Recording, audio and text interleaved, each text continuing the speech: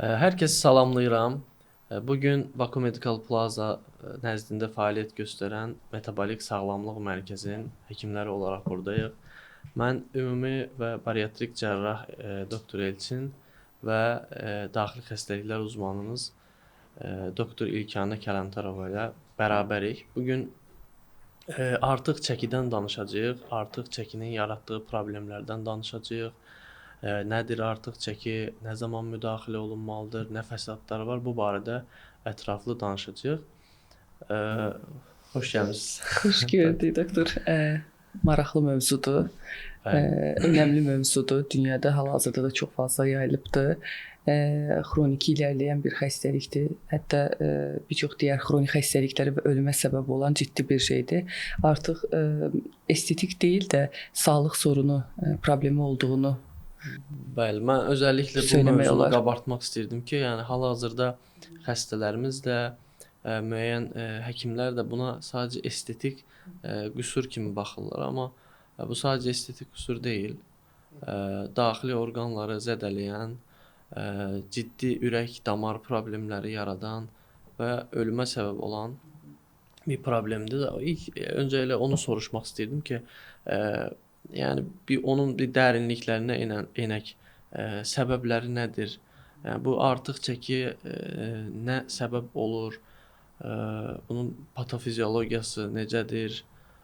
Və daxili orqanlara nə kimi zərərlər vurur? Yəni bir xəstəlik kimi bunu tərifləsək nə deyə bilərik? Eynən Elçin doktora qatılıram. Bu sadəcə bir estetik sorun deyil.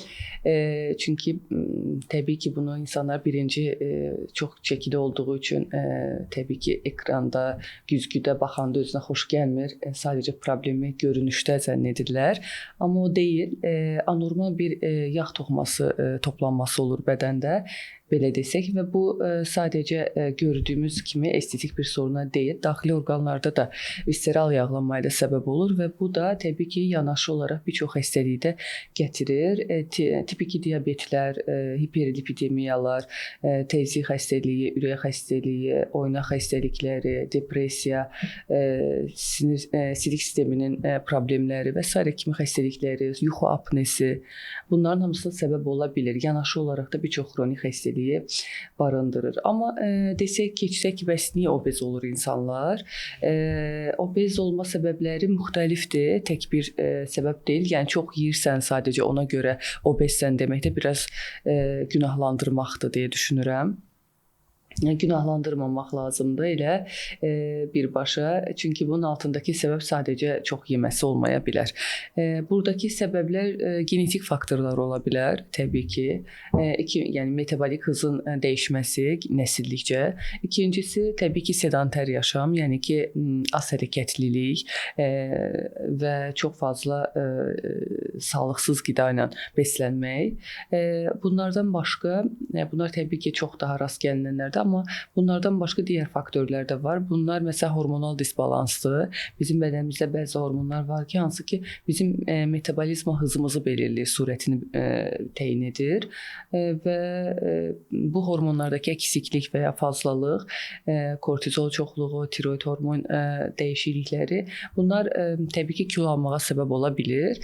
Ona görə də xəstəyə tək çox yeyirsən deyə bu cürsən demək yanlışdır. Altındakı digər faktorlar tapmaq lazımdır. Bir də stres məsələn, onu da deyə bilərik. Stres qaynaqlı da xəstələrin duyğu dəyişimindən dolayı çox fazla yeməyə gətirdiyini və beləliklə də kilo aldığını görürük. Stres də bu önəmli faktorlardan biridir. Əslində stres də bir hormonal pozulmağa səbəb olur. Bəli. Yəni o şəkildə də düşünə bilərik. Eynən kortizol da artırır. Eyni zamanda bəzən duyğusal ehtiyacı yemək yeyərək qarşılayır. Peki insanlar nə zaman bu xəstəlikdən narahat olmalıdır, narahatlıq hissi keçirməlidir? Yəni bir müdaxilə nə zaman düşünülməlidir? Hər hansı bir müdaxilə, yəni burada sadəcə cərrahi və ya endoskopik yöntəmləri demirik. İşte həyat tərzi dəyişikliyi, o hal-hazırda məşhur olan arıqlama iynələri və s. Yəni nə zaman insanlar alarma keçməlidir yəni.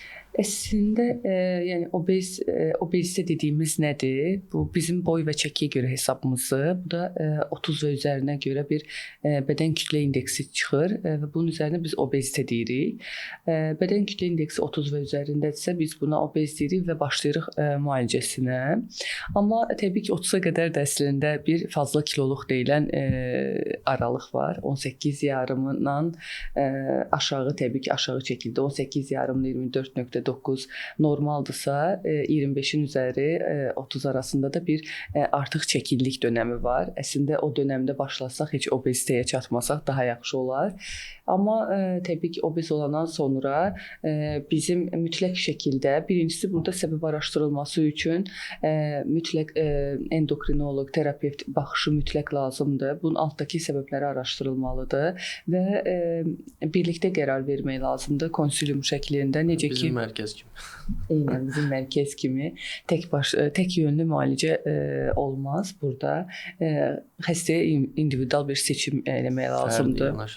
Fərdi yanaşma. Necə ki ona görə də komanda işi lazımdır.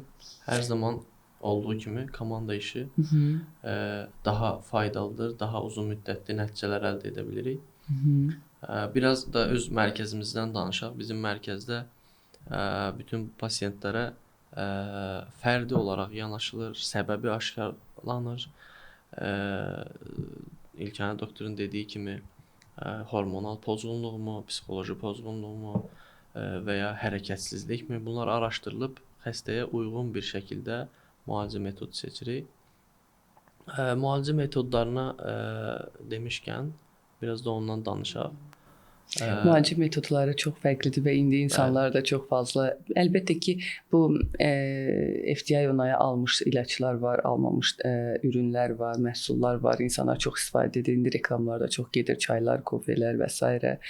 Ad olaraq deməyəcəm bəzi dərman preparatları, hansı ki sübuta yetirilməmişdi də, belə deyim. Sübuta yetirilmiş, amma insanlar tərəfindən çox tərcih edilir. İnsanlar bir-birindən eşidirlər, kofe içdim, arıqladım, çay içdim, arıqladım. Amma soruşurlar da bəzən doktor məndən, bunun bir yan təsiri ola bilərmi? Hani bunu istifadə etsəm mənə zərər olarmı? Qonşu resepti. Qonşunun resepti əsasında istifadə olunur. Qonşunun resepti.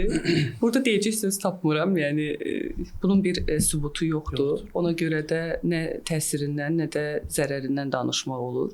Ona görə də yəni elmi əsaslı olaraq təsdiqlənmiş müalicə metodlarından istifadə edilir. Onlardan bəhs eləyək. Məsələn, bizə gəlir, biz müayinə edirik, bərabər müayinə edirik, endokrinoloq, dietoloq, cərrah və bərabər qərar veririk ki, məsələn, bu xəstədə əməliyyata göstəriş yoxdur. Bu xəstənin vücud kütlə indeksi dediyimiz, yəni boyuna görə olan normal çəki indeksi deyək. Bu xəstədə yüksək deyil, amma işte artıq çəkidən əziyyət çəkir. Ciddi pəhriz dənəmələri edib həyat tərzi dəyişiklikləri etməyə çalışır, amma uğursuz olur. Bunlarda ilk seçənəyiniz nə olur? Təbii ki, pəhriz etdi və fiziki aktivitesini də artırdı. Amma buna rəğmən nəticə almayan bir xəstədirsə, əgər qarşımızdakı xəstə, təbii ki, artıq yardımcı olmaq lazımdır tibbi nöqteyi nəzərdən. Araya girmək lazımdır, necə deyərlər. Ona görə də burada dəyərləndiririk. Xəstəyə injektörlər, yəni iynələr vasitəsilə mi girək? Arıqlama iynələr indi məşhur olan. Onlarla mı girək, yoxsa necə edək? Təbii ki, o arıqlama iynəsinin də indi çox yayılıbdır. O qonşunun resepti kimi indi kofe çay kimi, yəni o qədər yayılıbdır. Çox yayılıbdır və həqiqətən də gərəkli, gərəksiz çox istifadə edilir. Heç bir gerçək göstəriş əsasında istifadəsi çox azdır. Ümid edirəm ki, bu qədər olmaz. Yəni bir şey soruşum. Yəni insanlar resept olmadan bunları əldə edə bilirmi? Bəli, edə bilirlər. İstifadə də edirlər. Bəli, istifadə də edirlər. Birindən eşidirlər, filan kes iynəni vurdu, 20 kilo arıqladı, mən də gedim vurum, 20 kilo məndən də getsin. Toya hazırlaşıram, filan yerə gedəcəm, nə bilim, səyahətə çıxacam. Bu yaxınlarda bir video gördüm. Demək, bu arıqlama iynələrinin yan təsirləri haqqında danışılırdı. Yəni təsdiqlənmiş bir yan təsirləri varmı bunların? Təbii ki, yan təsirləri var. Özəlliklə də ilk başda gələndə məsələn bulantı, qusma kimi effektləri ola bilər. Mədənin təbii ki, boşalma hızı sürəti yavaşıyır. Buna görə də dispeptik şikayətlərlə gəlir xəstələr. Bundan başqa isə təbii ki, mədəaltı vəzinin iltihabı dediyimiz pankreatit kimi durumlar olur. Tamamilə əlaqələndirilməsə də həqiqətən də bu cür xəstələrdə görülə biləcək tiroid kanseri riski artmış olur. Birbaşa əlaqələndirilmir, amma bu cür xəstələrdə görülməsi artmışdır deyilir.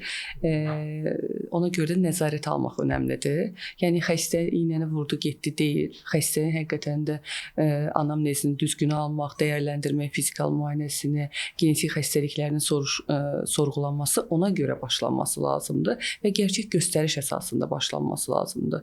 Göstəriş də nədir? Əsasən body mass indeksi təbii ki 27 və üzəri üstəgəl xronik bir xəstəliyi varsa, məsələn özəlliklə də tip 2 diabeti varsa başlanıla bilər və ya 30 və üzəri xronik xəstəliyi yoxdursa, body mass indeksi 30-un üstündə başlanıla bilər.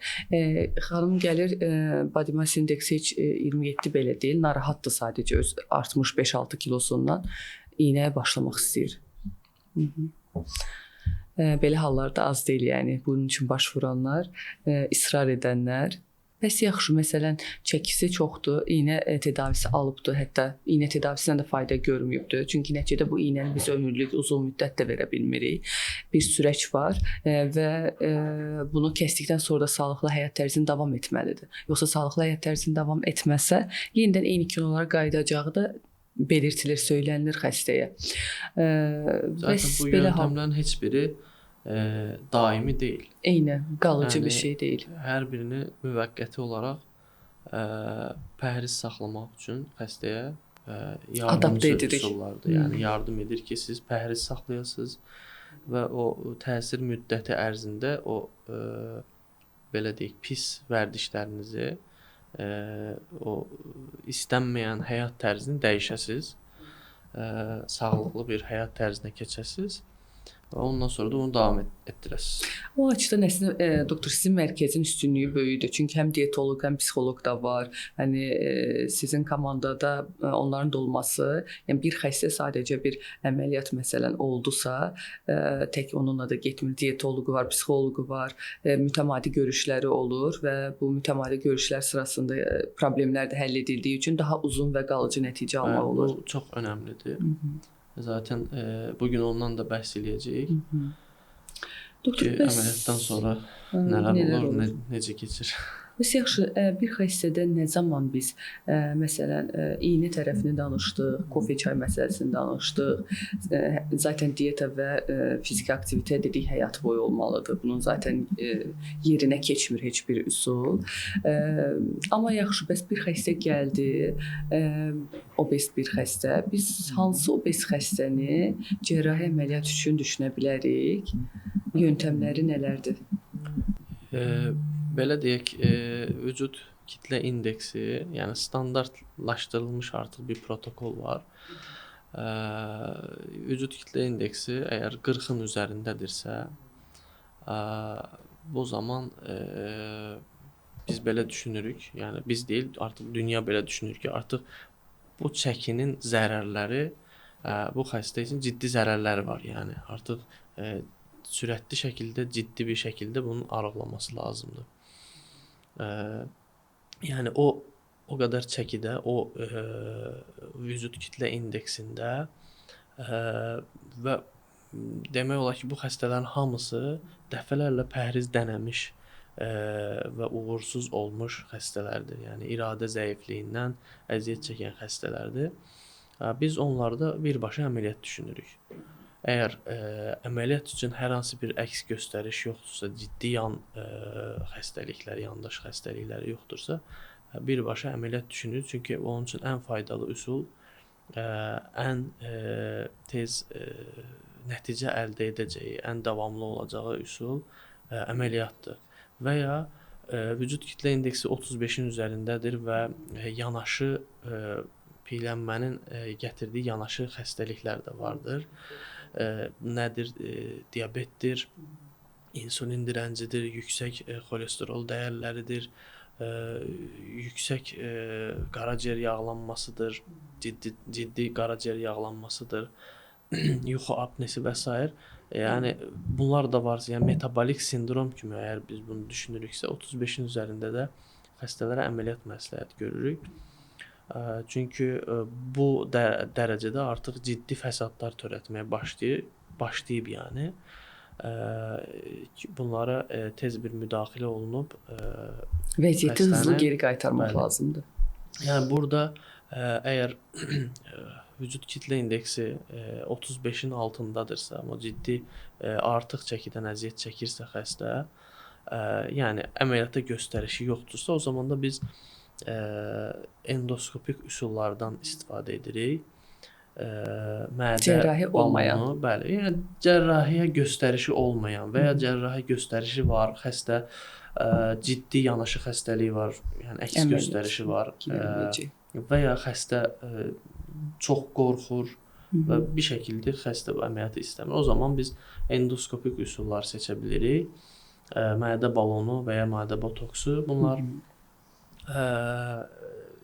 pəhriz saxlamağa dediyimiz kimi köməkçi vasitələrdir.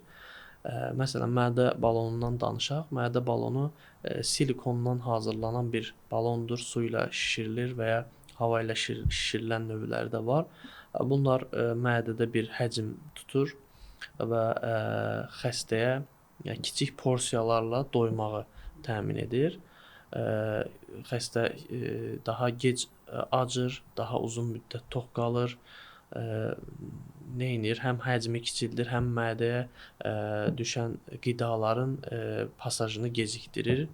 Bunun nəticəsində həm tez doyuruq, həm də gec acırıq. Bunlar genəldə biz 6 aylıq olan növündən istifadə edirik, amma 1 illik olan növlər də var. Yəni 6 ay müddətində mədədə qalır, öz effektini göstərir və xəstələr də eyni zamanda dietoloq nəzarətində olur, pəhrizini ayarlayır və fiziki aktivliyini artırmaq üçün bizim mərkəzdə fizioterapevt, idman həkimi də var, ondan məsləhət alınır. Yəni həyat tərzini dəyişdirir. Pəhrizlə bərabər 6 ay müddətində xəstələr 15-20 kilo, bəzən daha fazlasını verə bilirlər. Və bu 6 ay müddətində xəstə həm ciddi bir çəki itkisi olur xəstədə, çəki itirir və həyat tərzi dəyişiklikləri etdiyinə görə, daha sağlam bir həyat tərzinə keçdiyinə görə bu balon çıxarıldıqdan sonra da eyni qaydada həyat tərzinə davam edərsə, çəki itirməyə davam edir. Yəni önəmli olan burada həyat tərzini dəyişmək və bu balon da ona yardımcı olur. Nə qədər çəki itirilə bilər balonla doktor məsələn? Belə deyək, öz çəkisinin araşdırmalar deyir 10%-ə qədərini, ortalama 15 kilo, 20 kilo, bəzən onun üzərinə çıxanlar da olur. Amma belə deyək, vücud kitlə indeksi əgər 35-in üzərində yanaşı xəstəliklər varsa və ya 40-ın üzərindəsə, o zaman da əməliyyat artıq cərrahi yöntəmləri düşünürük ki, bu da ən çox mədə kiçiltmə əməliyyatıdır. Mədə kiçiltmə əməliyyatı. Sleeve gastrektomi dediyimiz əməliyyat. Sleeve gastrektomi. Bu əməliyyatlar tarixinə əgər baxsaq, 1950-ci illərdə artıq bariatrik əməliyyatlar uyğulanmağa başlayır. O zaman iliojejural bypasslar olur. Yəni incə nazik bağırsaq qısaldaraq elə bil bizim qidalandığımız qidaların soğurulmasını təmin edən o nazik bağırsaq yüzəyini qısaldaraq devrə dışı buraxırlar, elə bil ki, yeyirsən və o soğurulmur.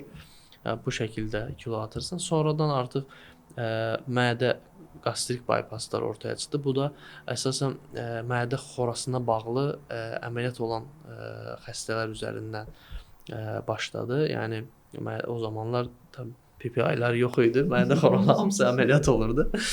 Yəni bir növ bypass əməliyyatı kimi olurdu. Çox radikal gedilirmiş onda. Bunlarda da görülür çəki itkisi olur və bundan sonra qastrik bypasslara başlayırlar. Sonra daha sonra 90-cı artıq illərə yaxın mədə kiçiltmə əməliyyatları oldu. Daha sonra bunlar laparoskopik uyğulanmağa başladı. Bundan öncəsində bir də qastrik bandlar uyğulanırdı. Amma yan təsirləri, ağırlaşmaları çox olduğu üçün artıq ondan vaz keçilib istifadə olunmur. Belə Azərbaycanda da 2010-cu illərdən artıq bu əməliyyatlar icra olunur. Bizim cərrahlar da mükəmməl şəkildə icra edirlər onu. Doktor, bariatrik cərrahidən bəzi xəstələr qorxur. Əslində nə mənada, məsələn, riskləri və s. digər əməliyyatlar da necədir xəstə üçün? Yəni bu tam risksizdir desək, bu yalandır. İstənilən bir əməliyyatın onun həcminə uyğun şəkildə bir ağırlaşması olur. Adi götürək dırnaq çıxarması belə görürsüz yerində infeksiyalaşa bilir, qanaya bilir. Yəni bir ağırlaşması və kiçik bir əməliyyat. Mədə kiçiltmə əməliyyatının da bir riskləri var təbii ki. Amma biz bunu o mərhələdə icra edirik ki, artıq piylənmənin verdiyi zərərlər bir tərəzi kimi düşünsək, piylənmənin verdiyi zərərlər əməliyyatın risklərindən qat-qat çoxdur. Yəni riskləri nədir? Ən çox olunan qaçaqdır, qanaxmadır. Amma hal-hazırda istifadə olunan müasir texnologiyalar bunlar faizləri çox aşağı düşmüşdür. Və normal izləndiyində, yəni demək olar ki, artıq bəzi mərkəzlərdə bu sıfıra qədər düşmüşdür yəni. Yəni doktor göstəriş verdisə, əməliyyat önərdisə, bariatrik əməliyyat düzgün icra olundusa, düzgün cihazlardan istifadə olundusa, yaxşı bir komandadadırsa, bəli, əlinə düşübsə, məncə rahatlıqla əməliyyatın oluna bilər. Bəli. Doktor, mən özümdə məsələn maraqlı gəlir, ətrafda hətta bir dənə xəstədə xatırlayıram, yatmışdı astım atak nedeniyle və morbid obez idi. 40 və üzərində bir body mass indeksi var idi. Hətta ona soruşdum, belə əməliyyat düşünmüsünüzmü? Heç bir şeylər istifadə eləmisinizmi? İynələr, balonlar və ya əməliyyat deyiblərmi sizə? Və mənə təəccüblü gəldi ki, mən olmuşam dedi əməliyyat. Mən bariatrik əməliyyatdan keçmişəm əslində, kilo vermişəm. Sonrasında bir daha geri almışam dedi. Və heç olmamış kimi, yəni geri alıbdı. Bu məni biraz düşündürdü. Belə hallar nə zaman görülür? Yəni, xəstələrin ən çox verdiyi suallardan biri budur. Digərini də deyəcəm. Demək, olurmu? Olur. Amma nə zaman olur? Əgər xəstə əməliyyatdan sonra takibsiz olursa, burada xəstələr, daha çox biraz xəstələr günahkar olur. Yəni takibə gəlmir normal və ya əməliyyat olduğu mərkəzdə xəstə takib edilmirsə, belə hallar baş verə bilir. Yəni bizim mərkəzdə bildiyiniz üzrə həm dietoloqumuz sıx şəkildə xəstələr takib edir, öncəsində, sonrasında əməliyyatdan 2 il, 3 il keçən xəstələr belə hər zaman takibdə olur. Ciddi takib olunduğu zaman xəstələrdə biz aşkarlayırıq artıq o köhnə vərdişlərinə geri dönmə hiss olundu. Artıq bu xəstələrə müdaxilə olunur. Yəni ciddi şəkildə üzərinə düşülür. Hərəkəti artırma və vaxtında müdaxilə olundu. Onu geri qaytarmaq olur. Bəzi xəstələrimiz olur. İşte biz onlara geri telefonla arayıb takip edirik, takibə çağırırıq. Görürük ki, məsələn, hərəkətsizdir, pərhizi yenə pozmağa başlayır. Yəni, vaxtında müdaxilə olunduğu zaman qarşısını alınır. Burada biraz da psixoloji dəstək önəmlidir. Bizim mərkəzin klinik psixoloqu tərəfindən də o xəstələr lazım olduqda müdaxilələr olunur, seanslar keçirilir və çox ciddi fayda görürük. Onlardan da görürük çox ciddi fayda. O ikinci sual nədir? Xəstələrin ən çox verdiyi ikinci sual. Yəni xərçəng xəstəliyindən qorxurlar xəstələr. Yəni belə bir mif artıq oluşub ki, bu əməliyyatdan sonra xərçəng xəstəliyi əmələ gəlir. Yəni hal-hazırda bizim danışdığımız, bizim istifadə elədiyimiz tibbi bilgilər kanıta dayalı, yəni təsdiqi olmuş tibbi bilgilərdir. Əgər biz təsdiq olunmuş tibbi bilgilərə baxsaq, elə bir təsdiq olunmuş bir məlumat yoxdur. Yəni tibbi araşdırmalarda ki, yəni mədə kiçiltmə əməliyyatı oldu, xəstə kilo verdi və xərçəng əmələ gəldi. Belə bir şey təsdiq olunmur, belə bir şey yoxdur. Sadəcə nə ola bilər? Xəstədə var olan bir xərçəng xəstəliyim ki, məsələn, erkən mərhələdədir, hiss olunmur, eləməyib xəstə. Xəstə çəki itirdikdən sonra bu daha tez özünü göstərir. Əslində, yəni xəstəliyi daha tez aşkar etmiş oluruq. Digər yandan araşdırmalara baxdığımızda qarşılaşdırılıb çəkili insanlarla əməliyyat olub arıqlayan insanları qarşılaşdırırlar. Görürlər ki, müəyyən xərçəng tipləri var ki, bunlarda azalma görülür. Yəni özəlliklə süd vəzi, ginekoloji xərçənglər və müəyyən qədər kolorektal, yəni bağırsaq xərçənglərində azalma görülür. Yəni bu mifin tam tərsi, yəni obezitə kanserə daha çox səbəb olur. Nəinki bariatrik xəstələrdə müəyyən xərçəng tipləri daha instansı daha çox rast gəlinir. Bir növ biz xəstələri arıqladaraq xərçəng riskini azaltmış oluruq. Yəni qorxmasınlar xəstələr. Qorxmağa ehtiyac yoxdur.